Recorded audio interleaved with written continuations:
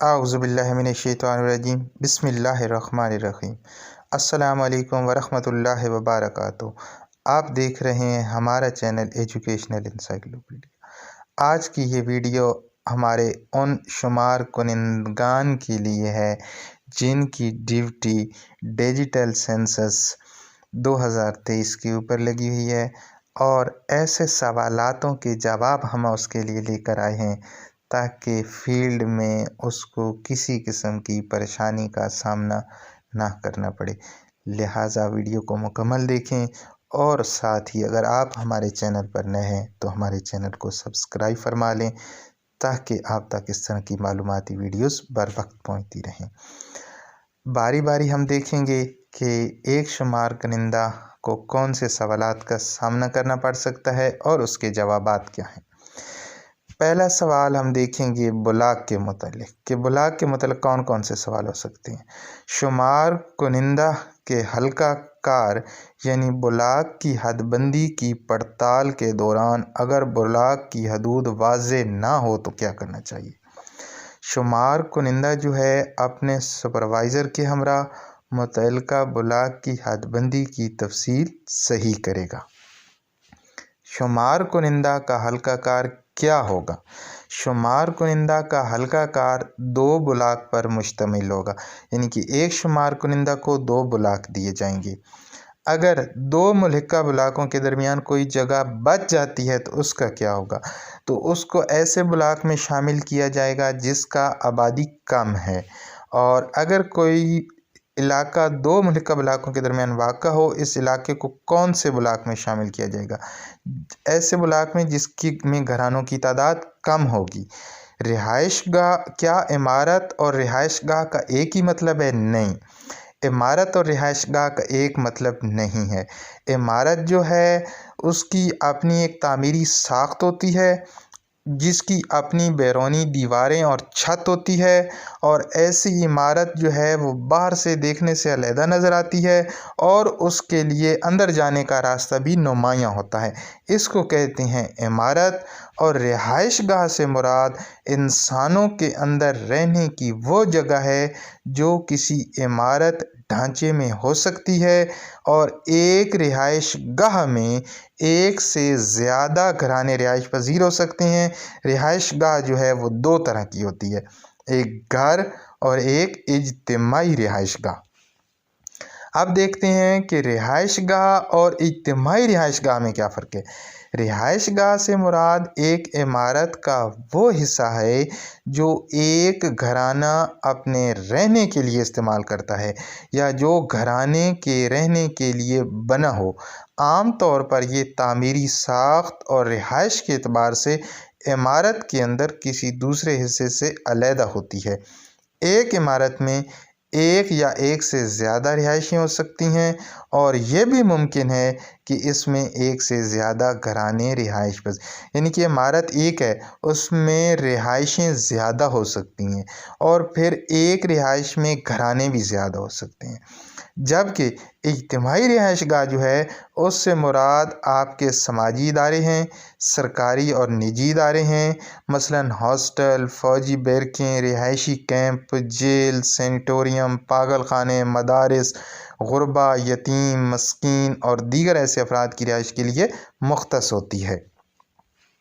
अब देखते हैं क्या हस्पताल इज्तिमाई रिहाइश गाह है। नहीं जी, आम तौर पर हस्पतालों में लोग सिर्फ बीमारी के दौरान ही क़याम पजीर होते हैं, लिहाजा जो हस्पताल है वो इज्तिमाई रिहाइश गाह नहीं है, और चूँकि इनकी रिहाइश वहाँ आर्जी होती है लिहाजा हस्पताल इज्तिमाई रिहाइश गाह तस्वर नहीं होगा। अलबत्ता टीबी सेनेटोरियम, दिमागी अमराज और जज़ाम के अस्पताल जहाँ मरीज़ इलाज की गर्ज से लंबे अरसे के लिए रहती हैं, इज्तिमाई रिहाइश गाह तस्वर होगी। अब हम देखते हैं कि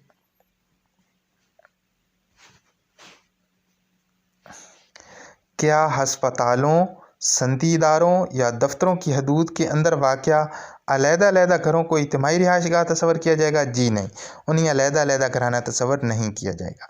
क्या इज्तिमाई रिहाइश गाहों के अंदर वाक़या घरों को शुमार करेंगे? जी हाँ, बिल्कुल करेंगे, क्या एक इमारत में एक से ज़्यादा घराने हो सकते हैं? जी हाँ, हो सकते हैं। अगर चंद अशख़ास या दोस्त किसी इमारत में मिलकर रह रहे हों, जैसे हॉस्टल्स में रहते हैं, तो क्या ऐसी जगह को भी इज्तिमाई रिहाइशगाह? जी नहीं, इनको अलग घराने के तौर पे शुमार किया जाएगा। यानी कि अगर दोस्त मिल के रह रहे हैं, लंबे अरसे के ले रहे हैं, तो उनको अलग घराना शुमार किया। क्या रिहाइशगाह और घराना का एक ही मतलब है? जी नहीं, रिहाइशगाह से मुराद एक इमारत है, ढांचा है। घराना अपने रहने के लिए इस्तेमाल करता है, जबकि उस रिहाइश में एक से ज़्यादा घराने भी हो सकते हैं। क्या एक घराना एक से ज़्यादा रिहाइशगाहों में मुकीम हो सकता है? जी हाँ, हो सकता है। आम तौर पर एक घराना एक रिहाइशगाह में रहता है, लेकिन एक घराना एक से ज़्यादा रिहाइशगाह में भी मुकीम हो सकता है। और कॉलम नंबर 1 जो है वो इमारत की नोयत का है कि इमारत की कौन कौन सी इक़साम हो सकती हैं। इमारत की इक़साम हो सकती हैं, रिहायशी इमारत हो सकती है, कसीरुल मंज़िला रिहायशी इमारत हो सकती है, रिहायशी और मुआशी यानी कि ऐसे रिहायशी जहाँ पे साथ दुकान भी बनी हुई होती है, जैसे घरों में दुकानें होती हैं। सिर्फ मुआशी होती है, जैसे सिर्फ दुकान है। कसीरुल मंज़िला मुआशी है, जिसकी मंजिलें ज़्यादा हों। गार, झुग्गी, झोंपड़ी, खैमा, ये सारे इमारत की इक़साम है। और ज़ेर तामीर इमारतें, जिसकी दीवारें और छत बन चुकी हो और तामीर का काम जारी हो, वहाँ कोई घराना मौजूद ना हो, इसको ज़ेर तामीर में शामिल किया जाएगा। अब आते हैं कि इमारत के मुतल्लिक़ वो कौन कौन से सवालात का सामना कर सकता है। किन इमारतों ढांचों को नंबर लगाया जाएगा? वो कौन सी इमारतें हैं और कौन से ढांचे हैं जिनको नंबर लगाया जाएगा? ब्लॉक में मौजूद तमाम इमारतों ढांचों पर नंबर लगाया जाएगा, चाहे वहाँ रिहाइश है या नहीं है, सबको नंबर देना है। ये नहीं समझना है कि वो चीज़ खाली पड़ी हुई है तो उसको नंबर नहीं देना, बल्कि उसको भी नंबर देना है। अब देखते हैं कि क्या ज़ेर तामीर और खाली इमारत को भी नंबर लगाएंगे? जी हाँ, बिल्कुल लगाएंगे। जो ज़ेर तामीर है और खाली है उसको भी नंबर लगेगा। ज़ेर तामीर इमारत से क्या मुराद है? जो अभी तामीर हो रही है। क्या चार दीवारी को इमारत का नंबर लगेगा? जी नहीं, जो सिर्फ चार दीवारी है, गेट लगा हो तो ये इमारत की तारीफ में नहीं आती, इसलिए इसको इमारत यानी कि ऊपर छत होना ज़रूरी है। सिर्फ चार दीवारी है तो वो इमारत नहीं है, बल्कि वो ढांचा होगा। अगर एक ब्लॉक में मलहिका इमारतें हैं तो इमारत का अलहदा कैसे पता चलेगा? इमारत से मुराद ऐसी तामीरी साख्त है जो अपनी जुदागाना हैसियत रखती हो और जिसकी अपनी बैरूनी दीवारें और छत हो, यानी कि बैरूनी दीवारें भी हैं और छत भी है, वो एक इमारत है। और ये एक इमारत जो है एक से ज़्यादा जो है कमरों पर मुश्तमिल हो सकती है। इमारत के चार दीवारी के अंदर बने हुए ढांचे इमारत, जैसा कि सर्वेंट क्वार्टर होते हैं, टैक्सी को इमारत का हिस्सा तस्वर किया जाएगा। अलबत्ता कुछ सूरतों में अलहदा इमारत का पता नहीं लग सकता। क्या ऐसी आर्जी जगहें जो रिहाइश के लिए इस्तेमाल हो रही हों को इमारत तस्वर किया जाएगा? जी हाँ, बिल्कुल। खैमा, झोंपड़ी, छप्पर, गार, कश्ती, दीगर आर्जी जगहें जो कि रिहाइश के लिए इस्तेमाल हो रही हैं, अगरचे इमारत की तारीफ में नहीं आती हैं, लेकिन खाना व मरदमशुमारी के लिए इमारत ही उनको तस्वर होगा, क्योंकि उनमें रिहाइश है। उनकी फ़हरिस्त खाना जात में शामिल किया जाएगा, मसलन कोठी, बंगला, मकान वगैरह वगैरह। अच्छा जी, आगे सवाल है कि अगर इमारत में एक से ज़्यादा घर हों तो ऐसी इमारत ढांचे पर नंबर लगाने का तरीका क्या होगा? अगर इमारत एक है, उसमें एक से ज़्यादा घर हैं, तो ऐसी को कैसे नंबर लगाएंगे? ऐसी इमारत पर नंबर 1 लगेगा, क्योंकि नंबर घरों पर लगना है, ना कि घरानों पर लगना है। लिहाजा अगर घर ज़्यादा हैं उसमें बसने वाले, तो आपने एक ही नंबर देना है उसको। कसीरुल मंज़िला इमारत पर कैसे नंबर लगाएगा? जी बिल्कुल, बहुत अच्छा सवाल है। कसीरुल मंज़िला इमारत को एक ही नंबर लगेगा। अलबत्ता इमारत में मौजूद रिहायशी फ्लैटों को अलग-अलग नंबर लगाए जाएंगे। मसलन अगर इमारत का नंबर 110 मीम शीन है तो पहले फ्लैट को 001 और 110 मीम शीन, दूसरे फ्लैट को 002, 110 मीम शीन, और इस तरह इमारत में मौजूद बाकी फ्लैटों को नंबर दिया जाएगा, यानी कि उसके ऊपर जितने भी टोटल हैं। अब देखते हैं कि इसमें मरदमशुमारी में इमारत में दुकानों को नंबर देना। इमारत में दुकानों को नंबर कैसे दिया जाएगा? अगर अलहदा दुकानें बनी हों तो इमारत का एक नंबर लगाकर हर दुकान को अलहदा इंदराज करें, اور اگر کچھ عمارتیں ایک ہی جگہ پر ایک دوسرے کے قریب کسی سرکاری یا صنعتی یا تجارتی یا تعلیمی ادارہ کے استعمال میں ہوں تو کیا ان سب کو علیحدہ نمبر لگایا جائے گا؟ جی ہاں۔ بلاک میں نمبر لگانا کیسے شروع کیا جائے گا؟ بلاک میں عمارتوں ڈھانچوں پر نمبر لگانا بلاک کے شمال مغربی کونے سے شروع کریں۔ اس سلسلہ میں بلاک کے نقشہ سے مدد لی جا سکتی ہے۔ شمال مغرب والا جو کونا ہے وہاں سے اگر شروع کریں گے تو آپ کو آسانی رہے گی۔ بلاک میں عمارتوں پر نمبر لگانے کے لیے مناسب راستے کا انتخاب کیسے کیا جائے؟ متعلقہ بلاک میں موجود تمام عمارتوں کو شمار کرنے اور نمبر لگانے کے لیے مناسب راستہ کے انتخاب کا انحصار اس بلاک میں واقع عمارتوں کی ترتیب سے لگایا جا سکتا ہے، اور عمارتوں پر نمبر کس جگہ کس چیز سے اور کس طرح لکھا جائے گا۔ کام شروع کرنے سے پہلے شمار کنندہ کو سبز رنگ کا مارکر دیا جائے گا، جس کی مدد سے شمار کنندہ عمارتوں پر نمبر لگائے گا اور نمبر لگایا جائے گا۔ یہ نمبر جو ہے وہ 3 ہندسوں پر مشتمل ہوگا، جس کے ساتھ بائیں طرف میم شین لکھا جائے گا، جس سے مراد ہے مردم شماری۔ پہلی عمارت کو 001 لکھا جائے گا، دوسری کو 002 اور اسی طریقے سے آپ نے 010 اور پھر 140 3 ہندسوں پہ آ جائے گا۔ اگر ایک گھرانہ کشتی میں مقیم ہو تو ایسی کشتی کو کون سا نمبر لگایا جائے گا؟ ایسی کشتی کو اس بلاک میں شمار کیا جائے گا جہاں پر وہ عام طور پر لنگر انداز ہوتی ہے۔ جی بالکل۔ اور اس کے بعد آتے ہیں کہ عمارتوں کی اقسام کے متعلق۔ عمارت میں یہ پہلے بھی ہمارا ہو چکا ہے، رہائشی، غیر رہائشی، رہائشی و معاشی اور کثیر منزلہ۔ عمارت کے سلسلہ وار نمبر کے متعلق۔ عمارت کے سلسلہ وار نمبر سے کیا مراد ہے؟ فہرست خانہ جات کی تیاری کے دوران عمارت پر لکھے جانے والا نمبر عمارت کا سلسلہ وار نمبر شمار ہوگا۔ اگر کوئی عمارت نمبر لکھنے سے رہ گئی ہے تو ایسی صورت میں کیا طریقہ کار اختیار کیا جائے گا؟ مثلاً عمارت نمبر 150 اور عمارت نمبر 151 کے درمیان واقع ایک عمارت نمبر لگانے سے رہ گئی ہے تو ایسی صورت میں رہ جانے والی عمارت کو اس بلاک کی آخری عمارت کہا جائے گا، یعنی کہ 191 ہے تو اس سے رہ جانے والی عمارت 192 تصور کی جائے گی۔ اگر جھونپڑی، خیمہ، کشتی اور دیگر ایسی جگہ جو عمارت نہ ہو مگر رہائش کے لیے استعمال ہو رہی ہو تو اسے عمارت جی بالکل سمجھا جائے گا۔ اگر یہ معلوم ہو جائے کہ ایک ہی نمبر ایک سے زیادہ عمارتوں پر لکھا گیا ہے تو ایسی صورت میں کیا کرنا چاہیے؟ ایسی صورت میں پہلی عمارت کو چھوڑ کر باقی عمارتوں کو بلاک میں درج شدہ آخری سلسلہ وار نمبر کے بعد کا نمبر دیا جائے گا۔ اس کا اندراج فہرست خانہ جات کی ٹیبلٹ اپلیکیشن میں کیا جائے گا۔ اگر کوئی کشتی نمبر لگنے کے بعد فہرست خانہ جات کی تیاری کے وقت اپنے بلاک سے چلی جاتی ہے تو ایسی صورت میں کیا کریں؟ ایسی صورت میں فہرست خانہ جات یا خانہ مردم شماری کے دورانیہ کے آخری دن تک اس کی واپسی کا انتظار کیا جائے گا، اور اگر پھر بھی بلاک میں واپس نہ آئے تو کالم نمبر 3 میں کشتی لکھ کر باقی اندرجات چھوڑ دیے جائیں گے۔ اگر کسی سرکاری، صنعتی دفتر، تعلیمی ادارے، ہسپتال وغیرہ کے اندر کوئی گھر رہائش پذیر ہو تو کیا انہیں گھر سمجھا جائے گا یا اجتماعی؟ ایسی عمارت میں مقیم گھرانوں کی رہائش گاہوں کو علیحدہ گھر شمار کیا جائے گا۔ اب دیکھتے ہیں کہ عمارت کے الگ الگ حصوں کے متعلق عام طور پر پوچھے جانے والے سوال۔ عمارت کے الگ الگ حصوں سے کیا مراد ہے؟ عمارت کے الگ الگ حصوں سے مراد ہے کہ کسی عمارت میں اگر کوئی گھرانہ رہائش پذیر ہو اور اسی عمارت میں کوئی اسکول، مکان، دکان، مسجد، ورکشاپ وغیرہ بھی ہو تو ایسی صورت میں اس عمارت کے حصوں کی نوعیت ان کے استعمال کے حوالے سے علیحدہ سطر پر درج کی جائے گی اور گھرانے کے مطلوبہ قواعد بھی درج کیے جائیں گے۔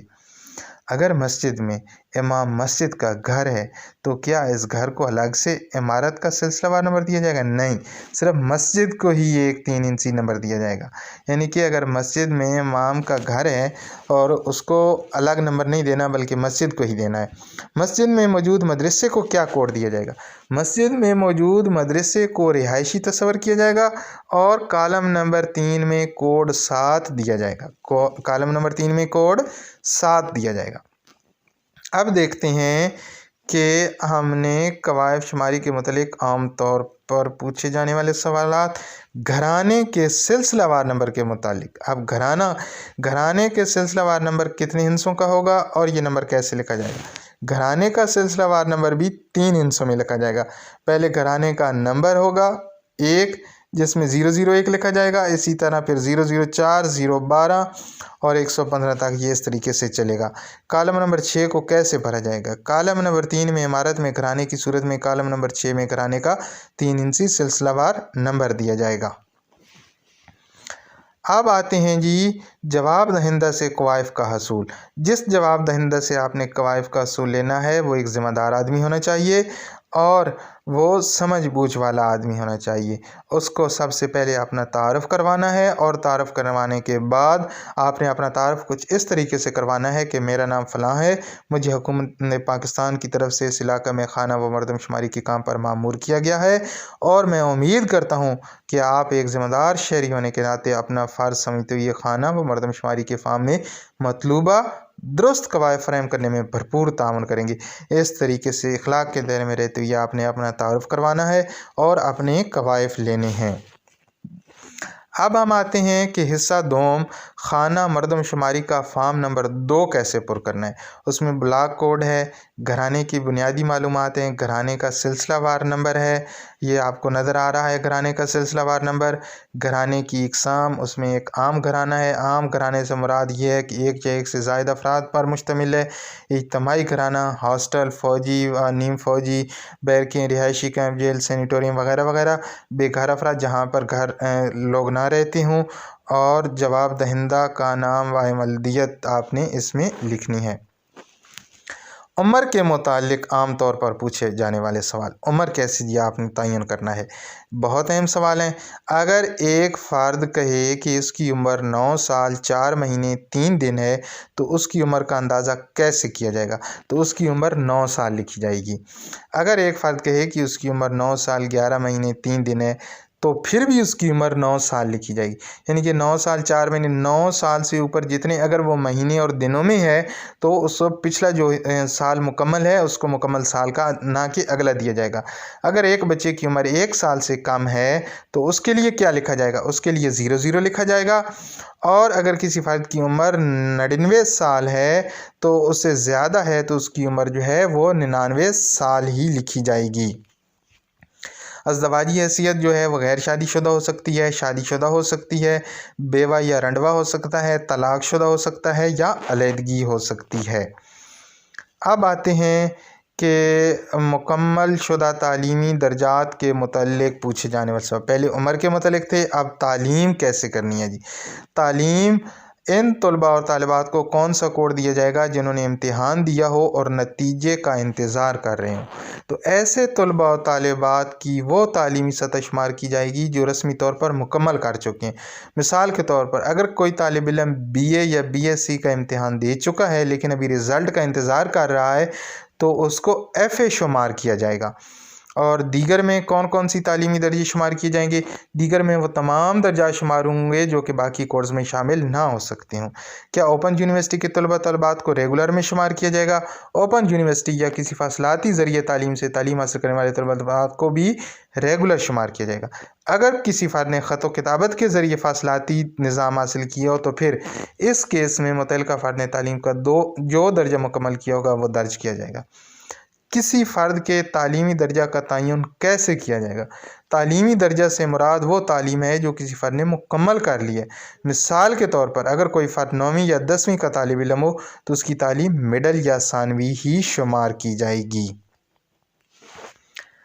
अब आते हैं जी ये कुछ तालीम के बारे में स्लाइड्स हैं कि अमूमी तालीम कौन सी है, फ़नून तालीमा, फ़नून लतीफ़ा वाली, टेक्निकल इंजीनियरिंग, समाजी इल्म में कौन कौन से आ जाते हैं, IT और कंप्यूटर के कौन कौन से हैं, सेहत और तिबई कौन से हैं, कानून, अकाउंट्स, तिजारत वगैरह वगैरह।